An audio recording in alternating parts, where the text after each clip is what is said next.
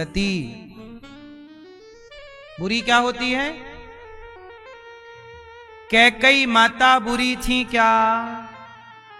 कैकई मां को संगति मंथरा की मिली तो समाज बुरा कहता है। इसलिए कोई भी लड़का या लड़की को मैं बुरा नहीं कहता, उसकी संगति जब आप माँ बाप की गलती क्या है, बच्चों को ध्यान से देखते नहीं है। बच्चों के हर आचरण को गौर से देखो कि कर क्या रहे हैं।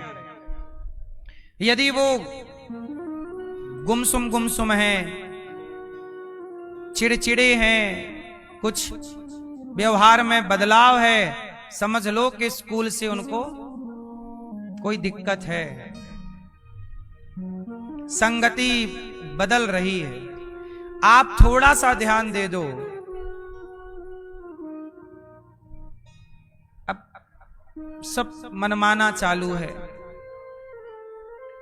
कल मेरे पास एक पिताजी आए अपनी 21 वर्ष की बेटी को लेकर। कल मेरे पास एक पिताजी आए 21 वर्ष की बेटी को लेकर। कहा कि महाराज जी आप मेरी बेटी को समझाओ। मैंने कहा क्या समझाना है? बोले ये लड़की मैंने इसे खूब पढ़ाया, मैं मजदूरी करता हूं, थोड़ा काम करके कमाता हूं। अपनी बेटी के सपने देखे थे, कॉलेज में जाएगी, बड़ा नाम कमाएगी। ये कॉलेज में गई भी और अच्छा पढ़ रही है, पर अब इस लड़की को किसी मुसलमान लड़के से प्यार हो गया। अब ये कह रही है मैं उसी से ब्याह करूंगी। यदि समाज सुनेगा तो समाज ताने मार के मार डालेगा कि तेरी बेटी को पढ़ाने गया था, देख भाग गई तेरी बेटी मुसलमान के साथ, लब जिहाद में फंस गई। अब महाराज मैं क्या करूं, ना उगला जा रहा है ना निगला जा रहा है। अब देखो जरा, यदि बाप बेटी पे भरोसा करता है,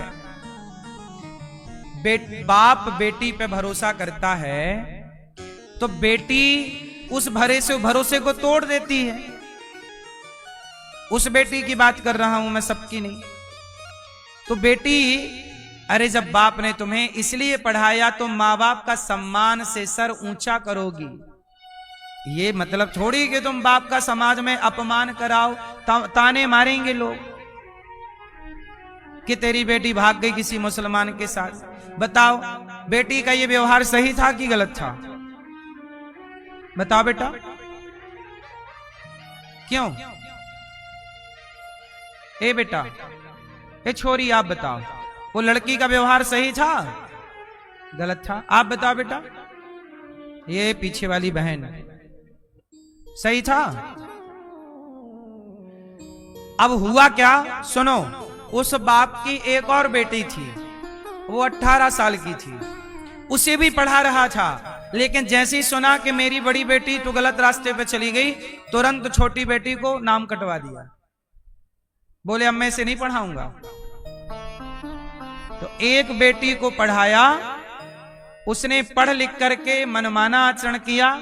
देखो शादी करना बुरा नहीं है, पर हिंदू लड़कियों को यह चाहिए कि जिन मुसलमान, जो आप जिनको गाय हमारी माता है हिंदुओं में, और मुसलमान गाय को मार के खा जाता है, तो गाय को माता मानने वाली लड़की गाय को खाने वालों के संग कैसे खुश रहेगी? वो तुम्हारे मुंह पे गाय का मांस ठूसेंगे, खा पाओगी?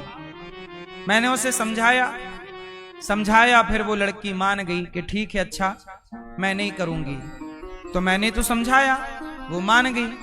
लेकिन ऐसी कितनी लड़कियां हैं, मुसलमानों को तो ये कोचिंग दी जाती है हिंदू लड़कियों को फंसाने की, जिसे लव जिहाद कहते हैं, कि ऐसी हिंदू लड़कियों को आपको फंसाना है।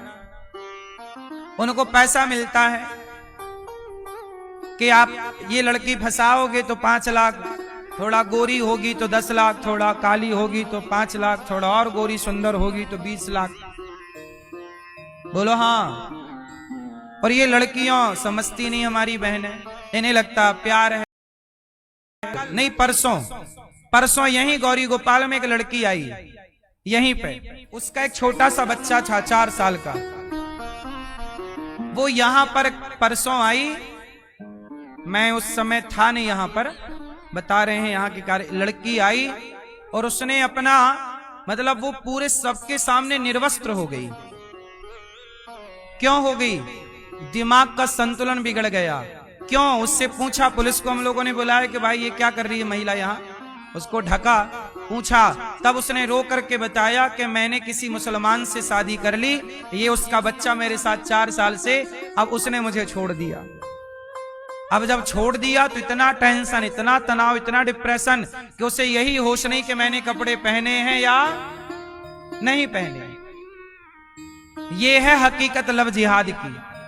उसका देखो, लव जिहाद क्या, तुम्हारे शरीर चिंगम है ना, चिंगम को तब तक चूसा जाता है, मुंह पे रखा जाता है जब तक उसमें रस हो, रस खत्म थूक दिया जाता है।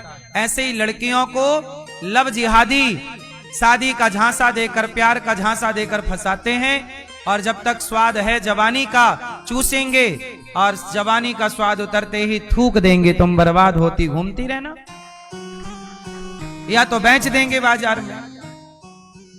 अब वो इस तरह से परेशान थी, इस तरह से डिप्रेस थी, परेशान थी, मनोहाल मनोदशा इतनी बुरी थी कि उसे ये नहीं पता कि मैंने कपड़े पहने हैं या नहीं, और यहीं सबके सामने वो घूम रही थी, वो चिल्ला और रही थी,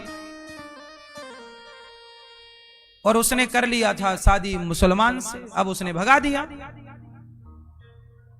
समाज में क्या चल रहा है, इसलिए कहता हूं हर पिता को, हर मां को थोड़ी देर बैठकर अपनी बेटियों को समझाया करो।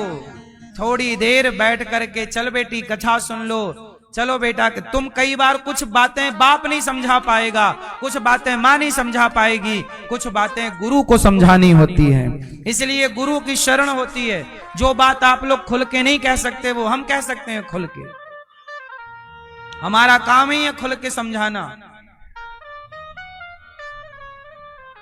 इसका अर्थ ये हुआ कि आप अपनी बेटी का भला चाहते हैं तो बेटी को थोड़ा सत्संग से जोड़ो, ताकि तुम्हारी बेटी लव जिहादियों के हाथ ना लगे, गलत व्यक्ति के हाथ ना लगे।